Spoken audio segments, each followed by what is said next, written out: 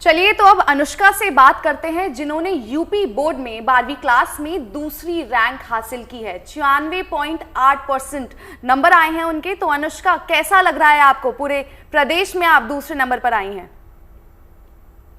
Ma'am, excitement तो होता ही है, काफी डर था, लेकिन जब जैसे रिजल्ट आया बहुत ही खुशी का माहौल है, बहुत ही खुश हूँ। तो चलिए, हमारे साथ जीविका श्रीवास्तव हैं, जिनकी 12th में 95.4% आई है और यूपी में 8वीं रैंक है। उनसे बात करते हैं। जीविका, आपको सबसे पहले तो बहुत बहुत बधाई। सबसे पहले ये बताइए कि रिजल्ट आने से पहले क्या आप नर्वस थी या आपको कॉन्फिडेंस था कि अच्छे मार्क्स आएंगे ही आएंगे?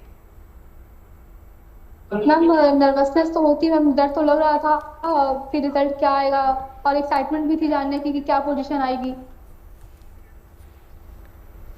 और हमारे साथ स्वर्णिम कुशवाहा भी हैं, जो 10वीं कक्षा बोर्ड परीक्षा में 6वीं रैंक लाई हैं, और उनसे बात करते हैं। स्वर्णिम, सबसे पहले बहुत बहुत बधाई आपको। और आप हमें ये बताइए कि कितनी घबराहट थी या सिर्फ कॉन्फिडेंस था, पता था कि आप अच्छे मार्क्स लेकर आएंगी?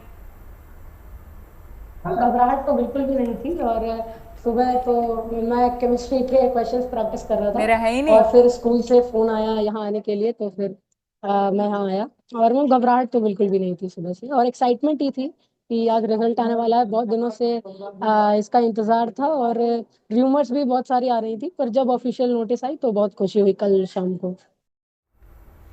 और आप सबको सुन रहे हैं, अनुष्का भी हमारे साथ है। अनुष्का, आपकी दूसरी रैंक आई है, तो जाहिर सी बात है कि कड़ी मेहनत तो आपने की ही होगी। साथ ही साथ ये भी जानना चाहेंगे कि सोशल मीडिया पर वक्त बिताया या फिर सिर्फ किताबों से ही आप पढ़ाई करती रही? मैम, सोशल मीडिया का अगर सही तरीके से यूज किया जाए तो बहुत ही बेनिफिट होता है। अगर उसका गलत तरीके से उपयोग किया जाए तो बहुत ही हमारे लिए हार्मफुल भी हो सकता है, बट अगर सही तरीके से हम यूज करते हैं तो बहुत ही बेनिफिट होता है। और जैसे जो हमारे डाउट भी होते हैं उनको हम गूगल पे सर्च कर लें या यूट्यूब से कोई वीडियो लगा के अपने डाउट को भी क्लियर कर सकते हैं। अच्छा स्वर्णिम, ये बताइए, दूसरे छात्रों को आप क्या कुछ टिप्स देंगे, कैसे प्लानिंग करें या किस तरह से उन्हें पढ़ाई करनी चाहिए? यस मैम, देखिए, जो अपियरिंग स्टूडेंट्स है आपकी बार क्लास 10th के, वो तो 27 लाख अप्रोक्स। तो कंपटीशन तो बहुत है, तो इसके लिए आपको मेहनत भी बहुत करनी होगी। पर एक मेहनत जो करनी है वो आपको वो डायरेक्शनल करनी होगी। तो आपको एम एक नहीं, आपको एम 6 बनाने हैं, जैसे कि हमारे डिफरेंट सब्जेक्ट्स हैं। तो मेरा तो ये मानना है कि अगर आप कोई भी सब्जेक्ट पढ़ रहे हैं, किसी भी एग्जाम के लिए प्रिपेयर कर रहे हैं, तो आपको उसके लिए स्ट्रैटेजाइज करना बहुत इंपॉर्टेंट है। बिना स्ट्रैटेजी के बिना अगर आप डायरेक्टली उस एग्जाम में अपीयर करेंगे तो वो बहुत ही डेडली भी हो सकता है। तो इसीलिए मेरा तो ये मानना है कि आप हर सब्जेक्ट की अलग अलग स्ट्रैटेजी बनाएं, उसको उस स्ट्रैटेजी को अप्लाई करें। और जो भी आपके प्री बोर्ड्स होते हैं, प्री एग्जाम्स होते हैं, वो बहुत ही ज़्यादा इंपॉर्टेंट रोल प्ले करते हैं, क्योंकि वो एग्जाम्स आपको ये बताते हैं, आपको ये सिखाते हैं कि आप क्या गलतियां कर रहे हैं और क्या गलतियों को आप सुधार सकते हैं और रिपीट नहीं करना।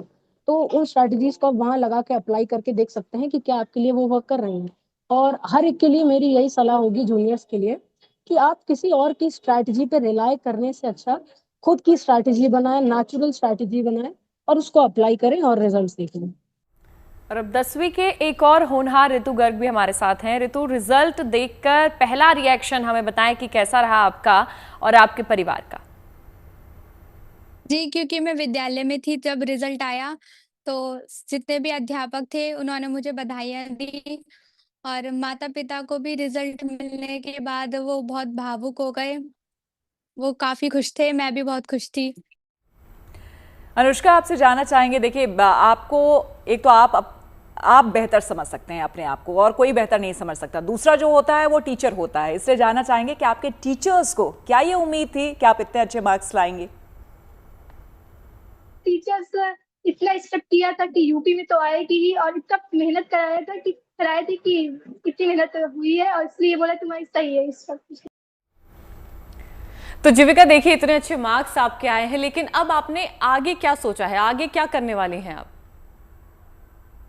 आगे इंजीनियरिंग करनी है। मेंस का एग्जाम दिया था, उसमें 94.7% आए हैं सेल्फ प्रिपरेशन से। अब एडवांस की प्रिपरेशन कर रही हूँ।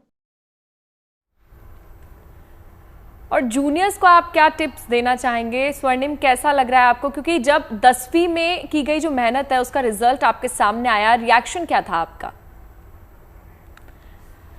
तो अलग अलग बच्चों से हम जान रहे हैं जिस तरीके से उन्होंने अपनी मेहनत का फल आज प्राप्त किया है, 10वीं में इतने अच्छे नंबर लेकर आए हैं। ऐसे ही स्वर्णिम भी हमारे साथ जुड़े हुए हैं। स्वर्णिम, जब 10वीं में की गई मेहनत का रिजल्ट आपके सामने आया, कैसा लगा? यस मैम, देखिए जो अपियरिंग स्टूडेंट्स है आपकी बार क्लास 10th के, वो तो 27 लाख अप्रोक्स। तो कंपटीशन तो बहुत है, तो इसके लिए आपको मेहनत भी बहुत करनी होगी। पर एक मेहनत जो करनी है वो आपको वो डायरेक्शनल करनी होगी। तो आपको एम एक नहीं, आपको एम 6 बनाने हैं, जैसे कि हमारे डिफरेंट सब्जेक्ट्स हैं। तो मेरा तो ये मानना है कि अगर आप कोई भी सब्जेक्ट पढ़ रहे हैं, किसी भी एग्जाम के लिए प्रिपेयर कर रहे हैं, तो आपको उसके लिए स्ट्रैटेजाइज करना बहुत इंपॉर्टेंट है। बिना स्ट्रैटेजी के बिना अगर आप डायरेक्टली उस एग्जाम में अपीयर करेंगे तो वो बहुत ही डेडली भी हो सकता है। तो इसीलिए मेरा तो ये मानना है कि आप हर सब्जेक्ट की अलग अलग स्ट्रैटेजी बनाएं, उसको उस स्ट्रैटेजी को अप्लाई करें। और जो भी आपके प्री बोर्ड्स होते हैं, प्री एग्जाम्स होते हैं, वो बहुत ही ज़्यादा इंपॉर्टेंट रोल प्ले करते हैं, क्योंकि वो एग्जाम्स आपको ये बताते हैं, आपको ये सिखाते हैं कि आप क्या गलतियां कर रहे हैं और क्या गलतियों को आप सुधार सकते हैं और रिपीट नहीं करना। तो उन स्ट्रैटेजीज को आप वहां लगा के अप्लाई करके देख सकते हैं कि क्या आपके लिए वो वर्क कर रही हैं। और हर एक के लिए मेरी यही सलाह होगी, जूनियर्स के लिए, कि आप किसी और की स्ट्रैटेजी पे रिलाई करने से अच्छा खुद की स्ट्रैटेजी बनाएं, नेचुरल स्ट्रैटेजी बनाएं और उसको अप्लाई करें और रिजल्ट्स देखें। ऋतु, आपका 10वीं बोर्ड में यूपी में तीसरा नंबर है, 97% से भी ज़्यादा आपके वहाँ पर मार्क्स आए हैं। ये बताइए कि क्या थोड़ा सा बुरा लग रहा है कि थोड़ी सी अगर मेहनत और हो जाती तो शायद नंबर 1 भी आ सकते थे? जी हाँ, कहीं न कहीं मुझे लग रहा है कि मेरे थोड़े थोड़े नंबर कम हैं, जितनी मैंने उम्मीद की थी। लेकिन अब यहाँ पर भी पहुँचना एक सफलता की बात है, तो मैं इसमें ही संतुष्ट हूँ फिर।